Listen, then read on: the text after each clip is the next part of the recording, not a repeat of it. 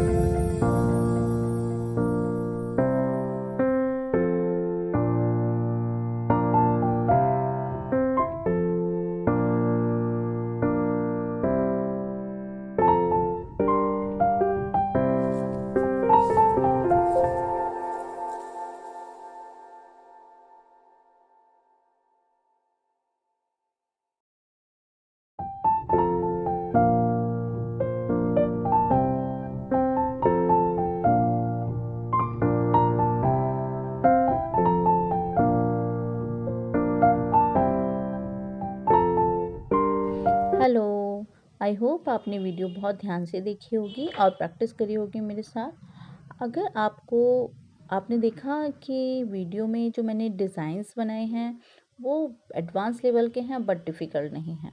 कुछ दिनों की प्रैक्टिस में आप इसको परफेक्ट सीख जाएंगे। So if you like my efforts, so please subscribe and share and hit the bell icon so that आपको आने वाली वीडियो की नोटिफिकेशन टाइम पे मिल जाए और आप प्रैक्टिस कर सकें day by day, step by step. So मिलते हैं नेक्स्ट वीडियो में। Thanks for watching. Bye bye. Till then keep learning, keep growing.